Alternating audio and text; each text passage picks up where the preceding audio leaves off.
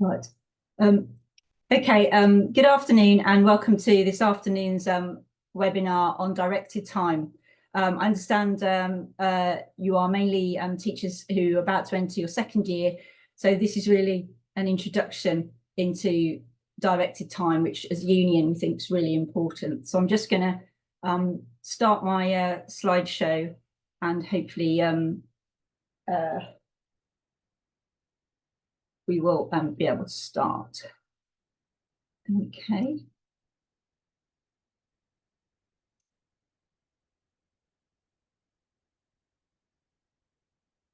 Right, so I'm hoping now that you can see my slides, and if you can't, I hope my colleague Andy will let me know. So, directed time. Yeah, we can't see them, man. Can't see them. No. Oh. Okay. That's all right. Okay, let's try again. Can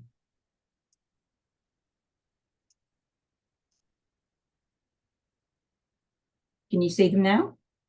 No. We can see this. Yeah. Oh, we can see one of your emails. Oh dear, that's not good. Really? Yes, okay. We can see them now. We can see. We could see them then. Okay. Have another go. Shall I just have another go? Embarrassing. Yeah. Okay. Could you see the full slide? It needed going into slideshow mode. Yeah. Okay. Right. Let me just share again. Okay. Can you see that? Yeah. You need to just go into slideshow, but yeah, we can see that, Anya. Yeah. Okay.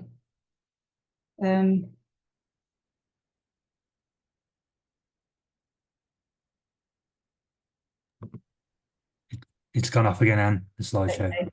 Okay, let me just try one more time, see if you can see it there. Can you see the slideshow now? Or can you see my emails? Can see the slideshow. Guys. Brilliant. The full slideshow. Yeah. Great. Okay. Thank you. Sorry about that, colleagues. I'm having some difficulty with my two screens. So the NES UWT has a campaign entitled Time for a Limit. And what's that about is getting a better deal for teachers on workload, working hours, well-being and pay. And a really important part of that is your directed time. You'll probably already have realised in your first year of teaching that teaching doesn't feel like a 9-to-5 job. There's always something on your mind. What are you going to be teaching your students tomorrow? What, marking, trying to think about planning ahead. So it doesn't really feel like you can switch off at 5 o'clock. And we're not expecting that, but we do want teachers to start thinking about how you can manage your time better and the quality of what you're doing in that time. For example, it's very easy to stay behind after a day of teaching at school and be doing a lot of tidying and then be called in for a meeting or a chat. And by the end of the day, you've maybe got to 6 o'clock and you haven't actually got anything prepared for your next day. So this is really important. And it's what we'd like you by the end of this sort of workshop, at least, is to sort of understand a bit about the contractual framework around your time and your working hours and the importance of taking breaks. And I think the phrase that we're using for that is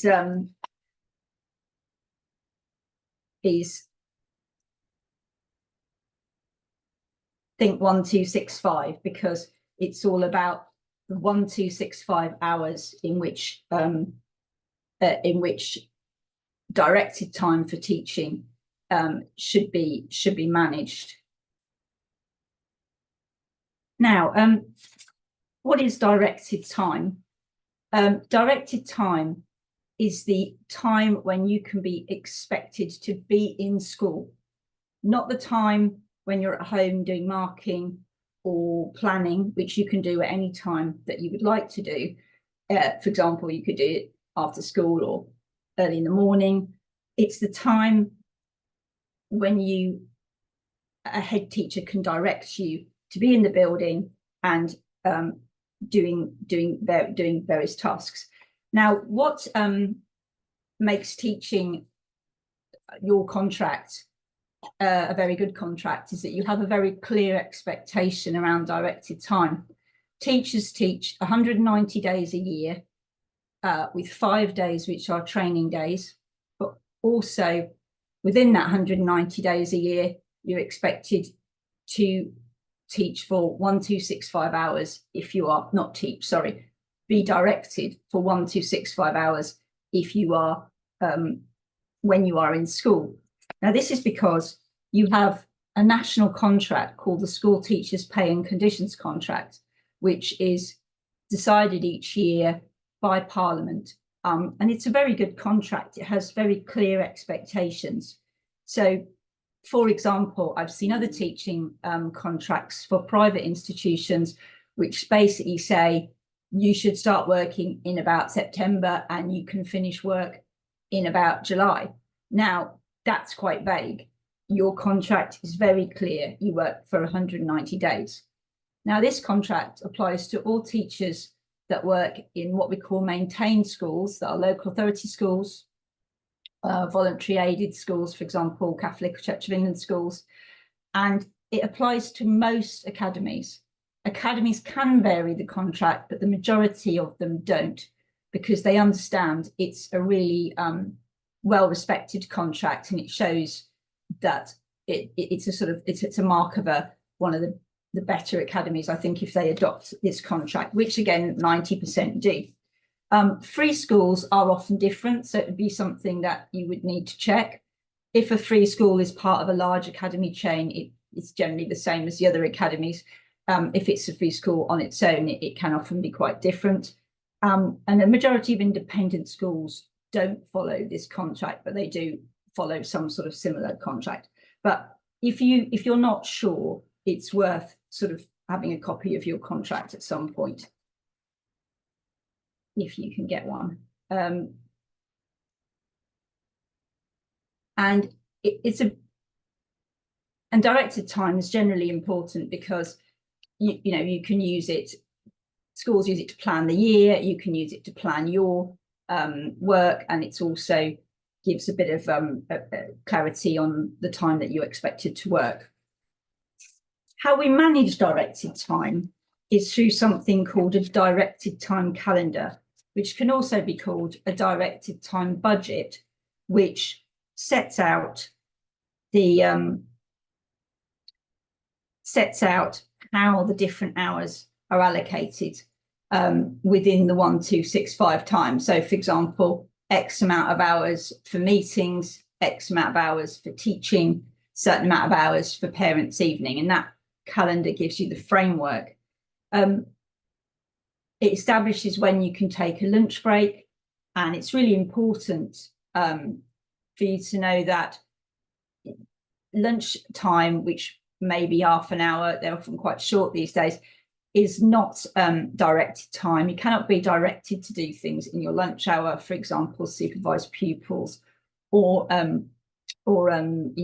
teach or go to meetings. Technically, you're not paid for lunchtime. It's not part of your directed time. And it also establishes what other duties you can be expected to do within the year that are outside of teaching time, for example, a parents' evening. Now, what is good practice in schools is for the head teacher to negotiate the directed time calendar with the local union reps, but also to share it with staff usually around the end of the summer term. So it would be good practice for the head teacher to meet with the union reps, discuss the calendar, discuss any issues that might have come up in the previous year, and then for union reps and the sort of school to sort of share that draft calendar in case there's something that people would like to discuss or consult on. For example, if the school has put down, I don't know, 2 hours a week for meetings, and people say, well, 2 hours for meetings don't work, people are too tired, let's reduce it to 1.5 hours. Or if they put down, say, 2 hours for parents' evening, but in reality it's more like 3 hours, then those are things that you can sort of discuss and come back on. So moving on. There should be an overall directed time budget that everybody can see and share, so everybody knows what it is. However,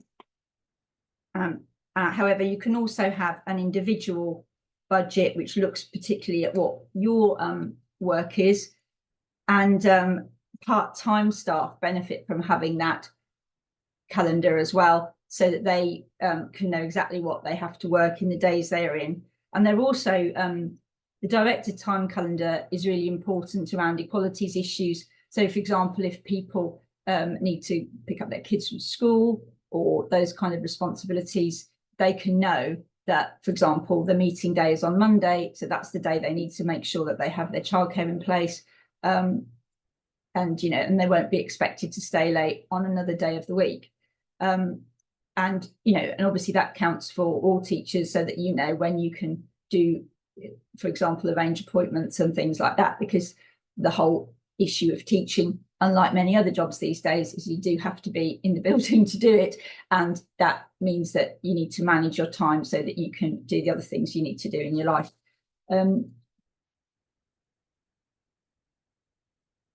What is included in directed time, just to repeat that, is anything that you have to do in the school building.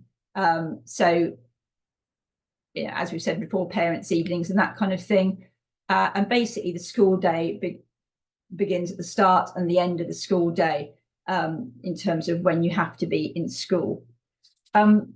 Just to point out that while directed time is when you have to be in school, there is also an expectation in the teacher's contract that, in addition to the teaching, you work a reasonable amount of hours, additional hours, which is when you are expected to do things like marking, planning, assessment, writing reports, that kind of thing. Now, the head teacher can't direct you to do that in a particular time. If you want to mark your books early in the morning, in the evening, on a Saturday morning, obviously we prefer you don't do too much work at the weekend, but essentially it's up to you when you do things like your marking and your planning.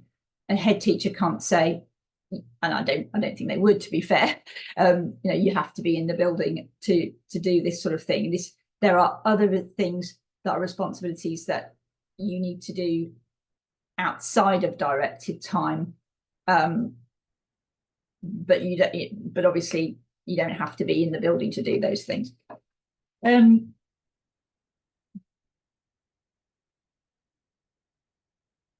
So the main issues to look at in a school calendar, and of course you'll have been teaching for a year now, so you'll probably understand most of these things or be aware of most of these things, is buffer time, which is basically the 10 minutes before and after school, when you're greeting kids to come into the class, setting up, asking, answering questions, possibly even speaking to parents if you're in a primary environment.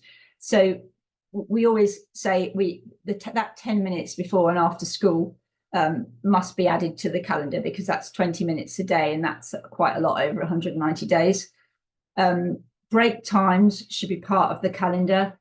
Yes, you're expected in many schools to do duties, but that shouldn't be every day of the week. I know I used to have a duty day where I would do the duty on one day a week. I would do my kind of before and after school duty and a break time duty. That's sort of reasonable. The other break times, you shouldn't be required to do duties excessively, because obviously you need time to go to the toilet, set up for your next lesson, all that kind of thing. So we think break times should be included, because essentially you can't really leave school or do anything else in that time, and there's a certain amount of health and safety implications for, obviously, like looking out for the children.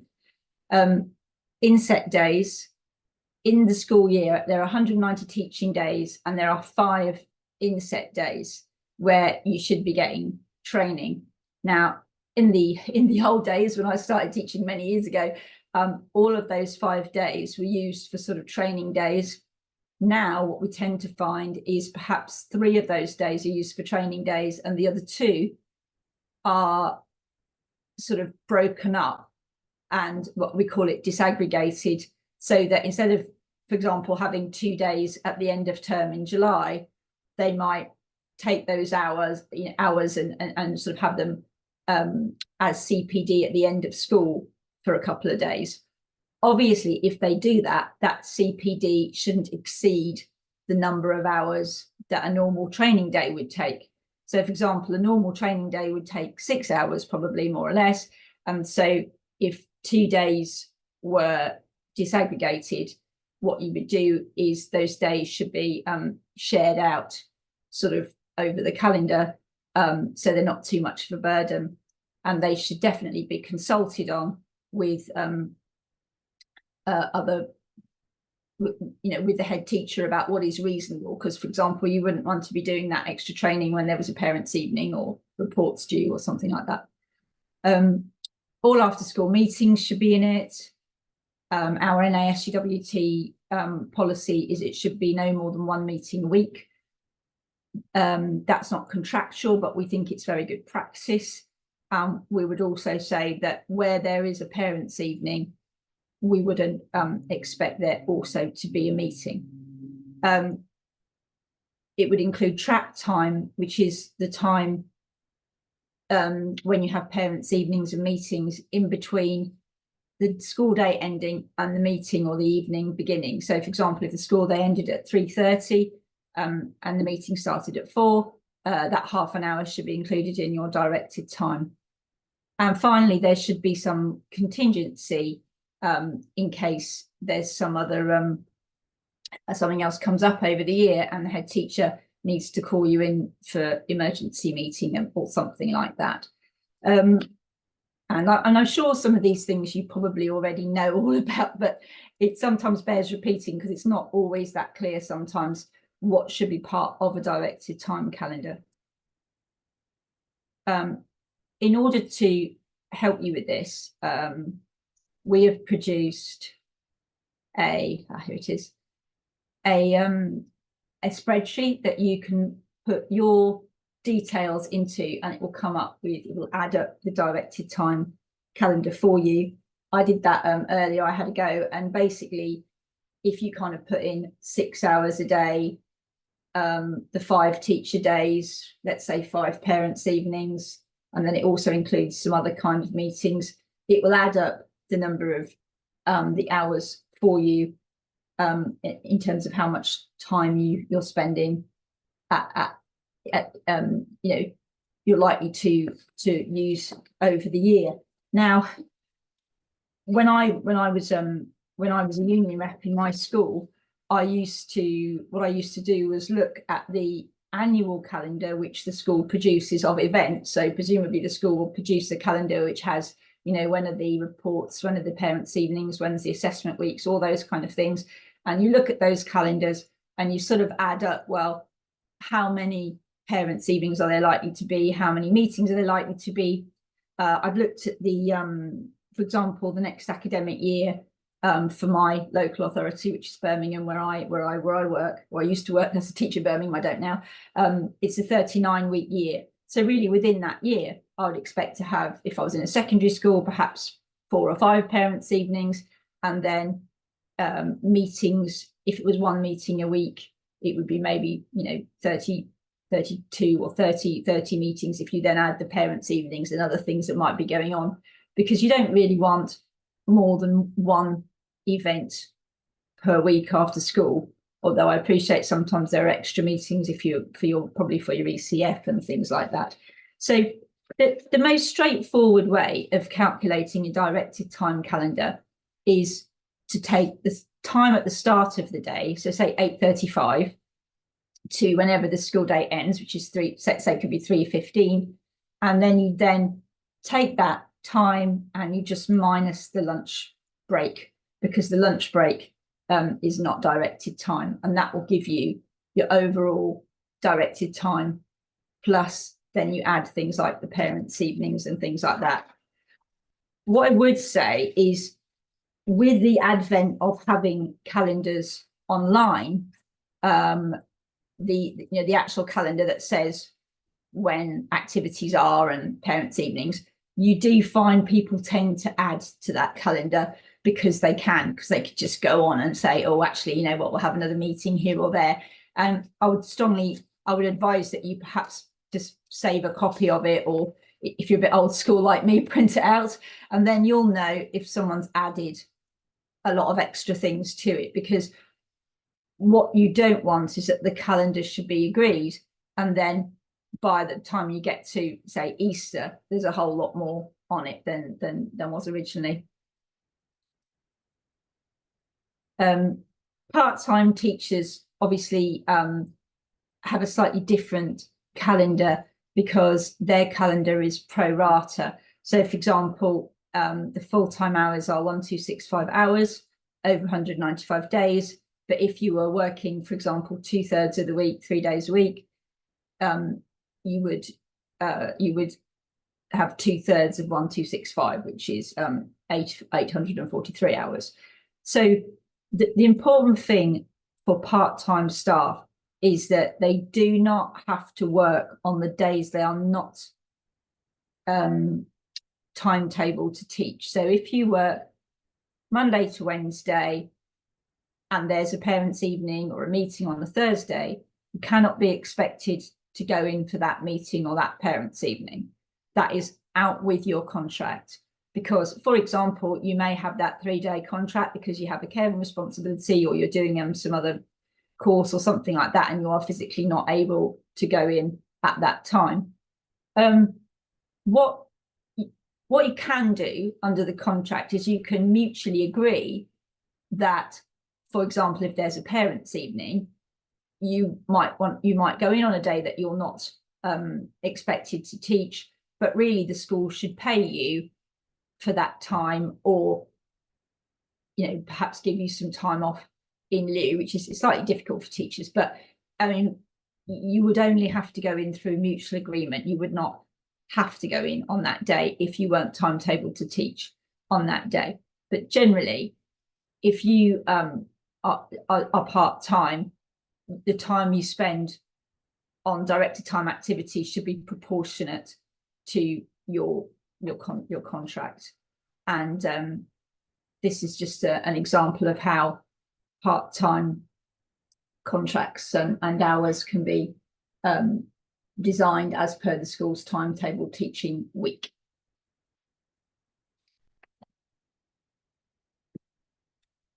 In terms of your individual calendar, if I'm honest, I don't think it's that common for schools to give you an individual calendar, but it is wise. It would be helpful if they did, and you can work it out yourself. And that should include you should have an individual calendar which they give you at the beginning of each year in terms of what you are doing each day, and that should say your PPA time, break duties, what subjects you're doing, and any leadership management time. I would have thought you're probably not going to have that if you're second year teaching yet, and other activities. And we would advise that your personal calendar should say what PPA time, when your PPA time is and when your ECT time is, so you can distinguish which is PPA and which is ECT, because the PPA time cannot be directed. It's for you to decide how you want to spend that time. Whereas I assume the ECT time means that you'll be working with your mentor or doing ECT related tasks. So what shouldn't be included in a directed time calendar is cover, because obviously it should be rarely cover, so you shouldn't really have a timetable to cover on your calendar. An expectation to attend last-minute meetings or other meetings, or things like exam invigilation.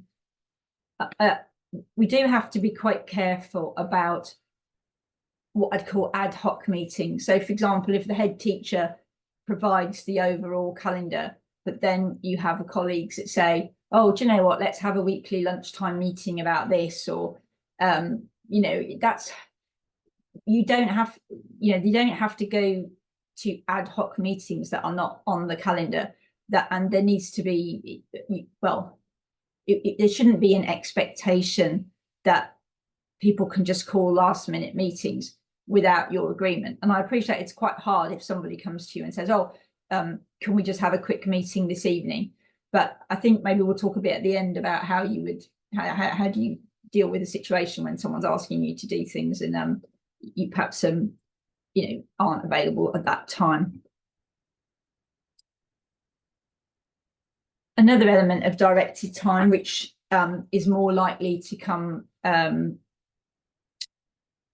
is more likely for those of you that are teaching exam classes, is something called gained time. So that basically means if you're teaching GCSE or A-level groups, when you get to the summer term, when those groups have either left school or on study leave, you will then have the time in which their lessons took place. And at that time, there are specific activities you're supposed to be doing according to the contract. For example, developing new teaching materials, team teaching activities, helping other pupils with coursework, and undertaking sort of activities with pupils perhaps are coming up from another school.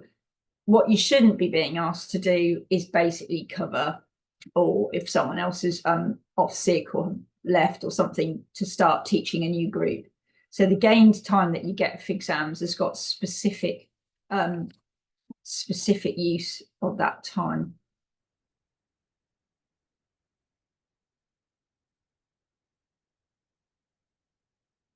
I mean, directed time is something that we really need to sort of monitor in terms of whether the school is actually following the calendar, because often I speak to teachers who say, well, we were only supposed to have one meeting a week, but they've decided to put in some extra training because we had an inspection or something happened. And this is why it's really important to have an NASUWT representative or group of teachers in school, so that you can look at it together and sort of keep an eye on what happens, and that eventually, obviously, somebody who, your NASUWT rep and their colleagues, can go to the head teacher and say, well, hold on, we need to look at how the directed time calendar's panning out now, because there's perhaps too much of one sort of thing, and how can we look at that? And one of the biggest issues you get in schools really is that people just keep adding tasks all the time. Somebody has a good idea, or somebody thinks, oh, in order to look at this part of the curriculum, it'd be really good if we gave a little bit of extra training about Y or Z, and then it's just an addition that wasn't in the original plan. And really it's something that, as a group, the NASUWT members need to keep an eye on, because even though these things are often very well-meaning, it really adds to your time and the number of things you need to do. And that's why it is really important to get together as an NAS group and perhaps elect a representative or a couple of representatives who can all work together. And again, just to reiterate that once the calendar has been agreed, it shouldn't really be altered continually or changed without discussions with the union reps or agreement. And we would also suggest that there are times when we ought to look at the calendar for terms of the equality impact assessment, if there are any changes which might affect part-time staff or in particular. So for example, if there's an issue with a particular class and you're asked to do some extra lessons, you've really got to look at, well, how does that balance off with the rest of your work, and is it really something that you have to do anyway? But it really shouldn't be continually changed, and that's why it's a really good thing to keep a sort of like a copy of whatever the original annual timetable is. That is the timetable that says when all the different activities are, so that you can see if there's been lots of things added to it. Just like to raise the issue of something called the 32.5-hour week. the previous government decided that schools should be open for 32.5 hours. It's not actually a law that says that schools should be open 32.5 hours. There is actually no specific amount of time that schools need to be open for. They vary greatly. But however, the government decided schools should be open for that amount of time. That is not 32.5 hours of teaching. That is literally having kids in the building for 32.5 hours. So this should make no difference to your directed time, because you still can't do more than 1265 hours. But what it can mean is that the sort of times of the day change. And if that happens, then there should be consultation with staff, parents, etc. Now, we don't really know what the new government, obviously we're in the very early stages of a new government, so we don't really know if a new government is going to be that concerned about that, because to be honest, it's not a law, so it's not really compulsory. So I guess next steps, perhaps what might be the next steps for you would be, you know, you may not have come across this last year, but it might be worth finding out where is your directed time calendar, having a look at it, seeing if it's you know, really accurately reflects what the work that you did last year. Possibly find out whether it has been consulted on with trade union reps. If you've got an NASUWT rep, you can ask them. You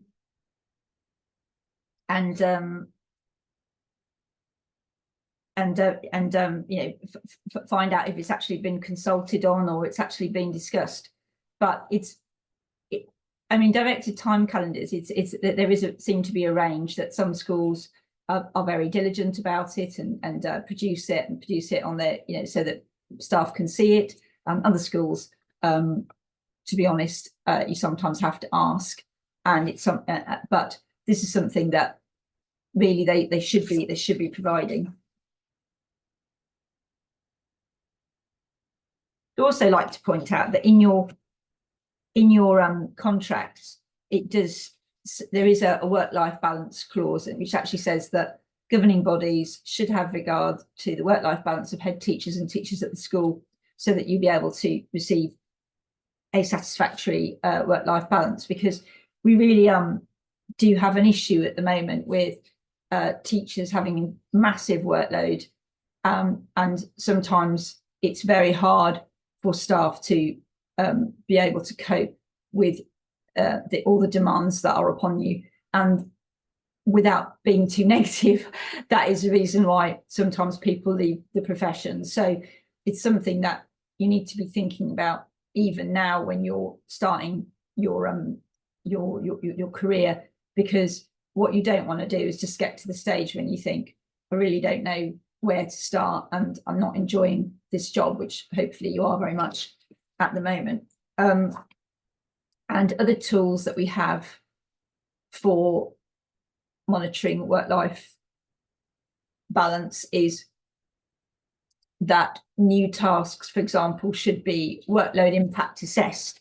I'm afraid what is a bit of a habit in a school is for people to come up with a new idea or some new initiative, and on the whole, and they don't actually think, well, what are we adding to? If we're going to add a piece of work, what are we going to take away, so that there's more time for the new initiative? So really what needs to happen more in schools is a workload audit. So if you're given a new piece of work, you could say, well, what is it you don't want me to do? Because your time hasn't expanded. If your work expands and your time doesn't expand, clearly, you know, when are you going to do that work? There's also issues around health and safety, and excessive workload is a hazard, because if your workload is excessive, it can lead to anxiety, stress, and ill health, and we don't want that, of course, and it's not good for the school either. Now, the DofE have produced workload reduction toolkit that your school should be aware of, and that's produced a number of reports about how to reduce workload for things like marking and planning, and just sort of not reinventing the wheel, basically. And those are things that schools, there are tools there for schools to use if workload is very high. And again, that's something that hopefully you'll be discussing with your NASUWT rep if you've got one. I mean, it's going to be the fact that DfE have a workload task force shows you that it is a problem. It's recognised by the DfE that workload is a problem. So it's not just the unions saying that, it's literally everyone's saying that. And obviously we're about, we've got a new government who've literally just starting their new term as well. And it'll be interesting to see, how they address teacher workload, because I believe they've already brought in a few measures. And I guess we'll hear a lot more about it next week. And again, we have to look at equality impact assessments so that people with protected characteristics are not affected by the massive workload. And just moving on to questions. I think I'm just going to hopefully try and stop sharing and just make a few more points, and then we'll have some questions. Okay, so I hope that was clear. But I just wanted to say, if there's the main things I'd like you to sort of take away from this, because I know that in your second year of teaching, you've got a lot being thrown at you, got a lot to think about, and I'm sure the first year of teaching was pretty busy. But essentially, you as a teacher, you should work for 190 days teaching with 5 days training. Some of those training days can be disaggregated, which means taken at sort of evenings. You've got 1265 hours directed time that you could be asked to stay in school. That 1265 hours is a limit, not an objective. So the head teacher or the academy trust, they don't need to fill up that 1265 hours. Really, the aim is to have it as low as possible, so that teacher workload and leadership workload as well, because everyone has a workload issue, is as low as possible in school, because clearly you're all doing a lot of planning and marking and preparing at home or at night or early in the morning, or so that's this issue of 11265 being a limit is really important. And what you shouldn't have is someone saying, oh well, look, I've got a couple more hours to play with, so let's find something else for you to do to make up the 1265. That shouldn't be how it is.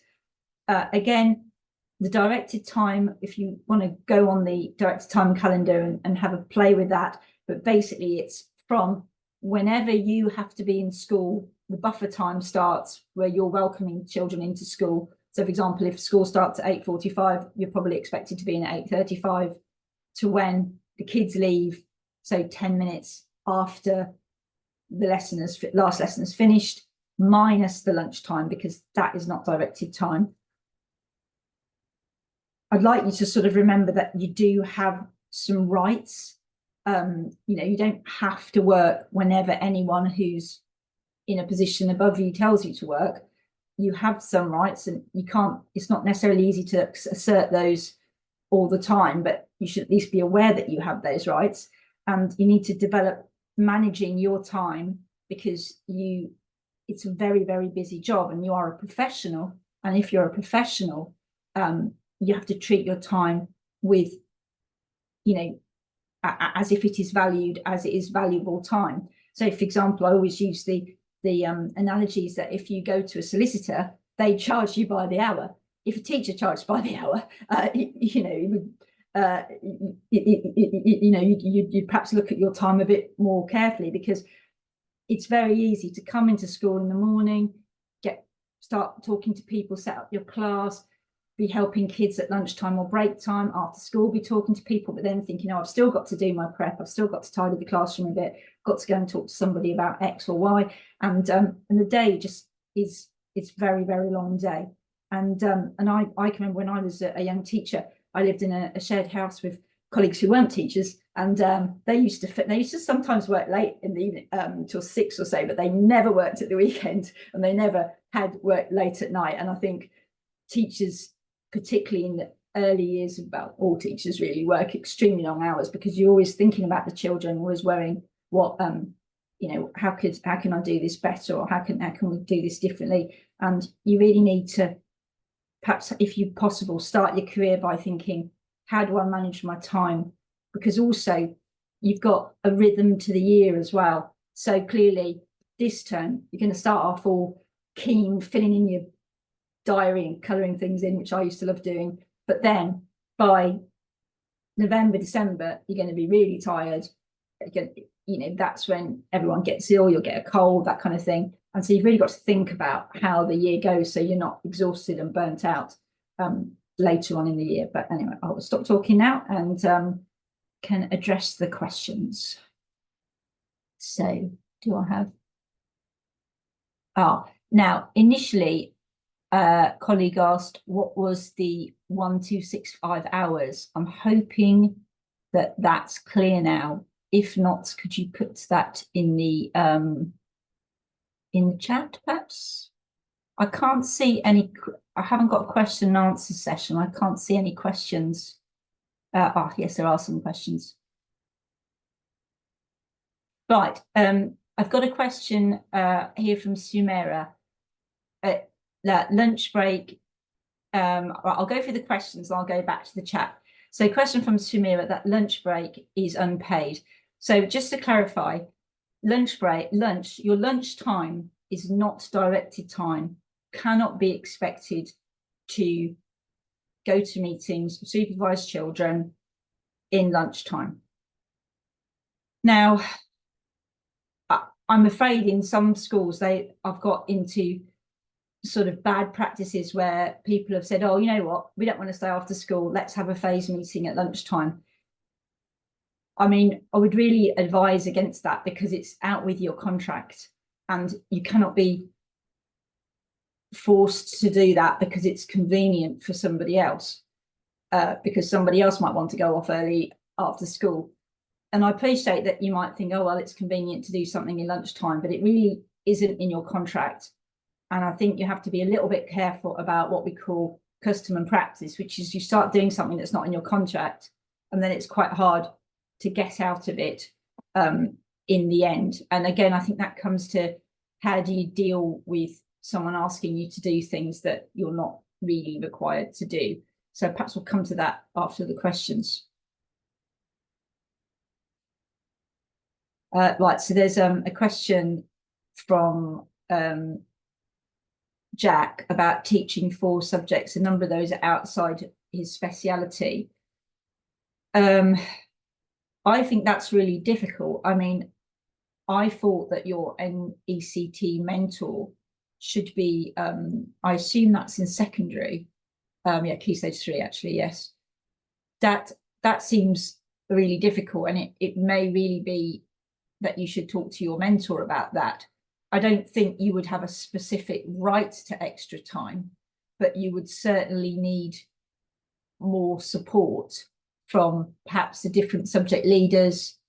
So I think that's quite an unusual question. I think maybe you need to talk to your subject mentor about how you manage that, because that's not that common in a secondary environment. I'd expect people to maybe possibly be teaching 1 subject outside, but 4 seems a bit, 3 seems a bit much.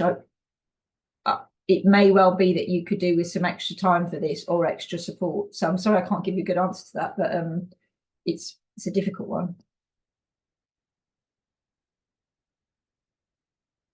Oh, right. Oh, sorry, you asked the question type. Are there any other measures you could use?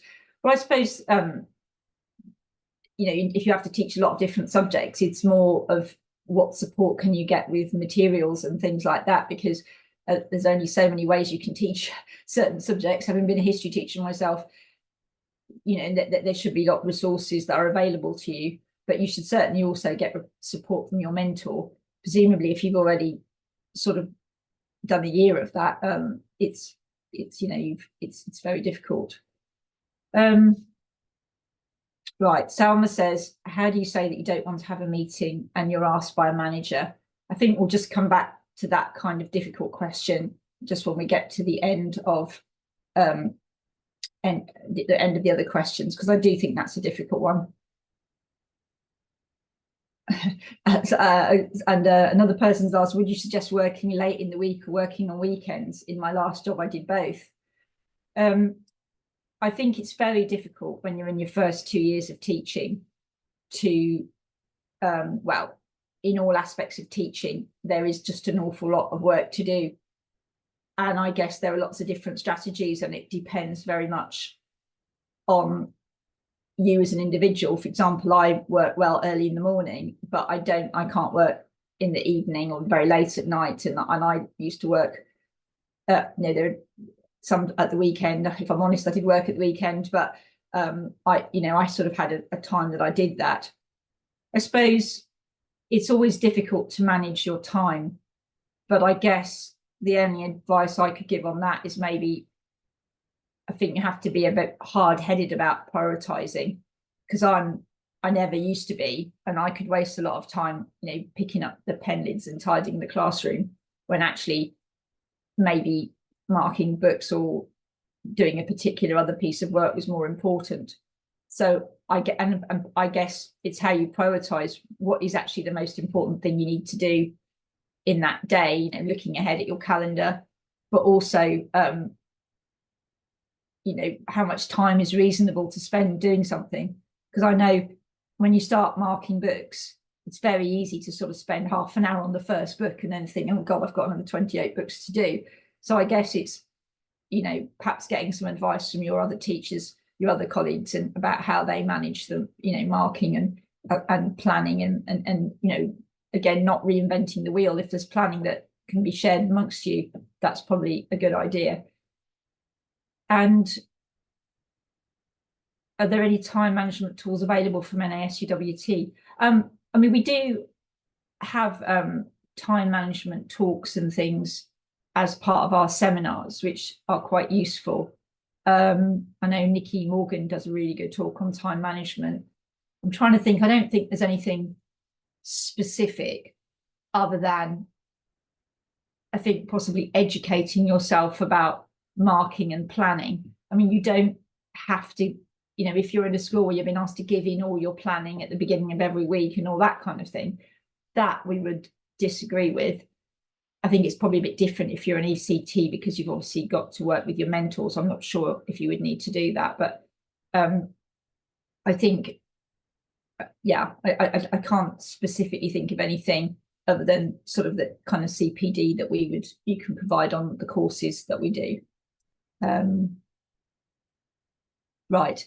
So going back, I hope it's clear what the 1265 hours are, which somebody asked, because basically those are just the hours where you have to be in school basically to do something.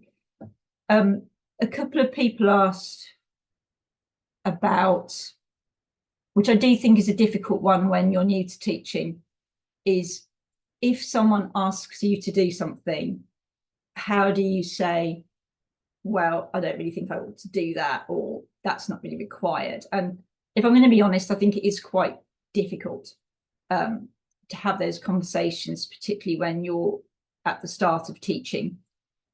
What I would say is it doesn't hurt to have in the back of your mind some phrases that you can use when you're in conversations with people. That means you don't commit to things. So, for example, it's quite hard to say no, isn't it? So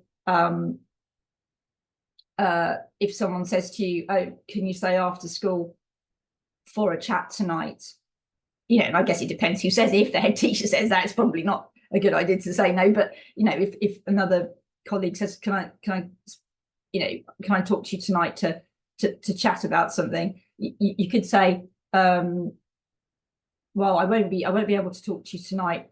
Can we rearrange for another time? And then if someone says, why can't you do it tonight? You don't really need to justify your actions to other people. Because I think it's sometimes a bit dangerous if you sort of think, oh, I can't tonight because I've got to I know, talk to somebody in year 11, and then they might say, oh, that's sort of like, oh, you can talk to someone in year 11 tomorrow. So I think it's that sort of polite way of saying, I'm not gonna be able to do that tonight. Or I think where it gets more difficult if someone says, you need to do a meeting at lunchtime, and then you can say, well, it's not convenient for me to meet at lunchtime, and they might say, oh, well, everyone meets at lunchtime. And I think when you're having those kind of conversations, it's a good idea to sort of, rather than to sort of get defensive or confrontational, which I'm sure you wouldn't, but I think I have in the past, is to say, oh, right, I'll go away and think about that, or I'll go and get some advice on that. Generally, if you say I'm going to go and ask the union, that can be sort of they don't always like that, but the point is you're saying, well, just give yourself thinking time so that you can go away, because this thing might not even be that important. And obviously this is where, as a teacher that's maybe new to the profession, if you've got a union rep at the school that you could talk to, or other colleagues that you can talk to about it, and start looking at what you actually have to do, then I think it's sort of starting a bit of a conversation about something. And I think I understand it's very difficult when you're new to teaching, you're new to any job, to sort of stand up for yourself. But I think it's about,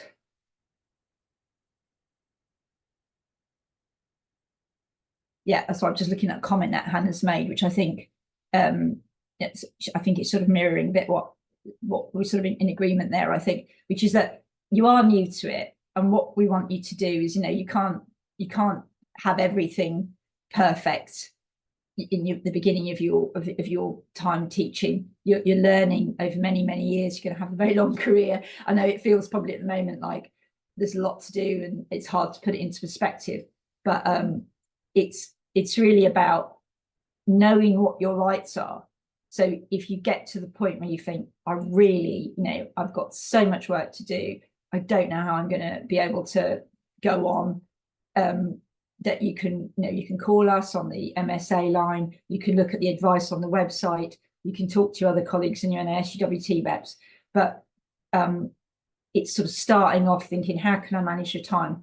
And I think one of the best sort of, advice that people have given me is, you are a professional, you've studied, you've done a lot of work and spent a lot of money to get to where you are now, and people should treat you like a professional, whether you're in the second year of teaching or in your 10th year of teaching, and should value your time. And I think that's quite difficult sort of concept sometimes, and you just hopefully will start thinking about it now. But I also would advise really having a good look at your calendar, your directed time budget. Just look at that paperwork and have it there, because you can sometimes just get swept up, and the detail is important. So I don't have any more questions, I think. Are there any more questions?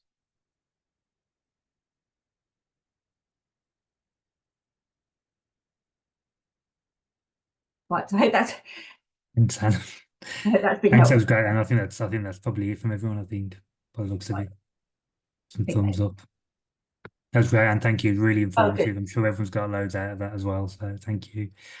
I was just going to say, Annie, if you don't mind, our final webinar of today is at 3 p.m. with our colleague Nick Morgan, who'll be doing a session on working proactively with parents, which obviously is a concern of how to navigate that for some of our members. But I just wanted to say thanks to Anne for a great session, a really informative session. So thank you, Anne.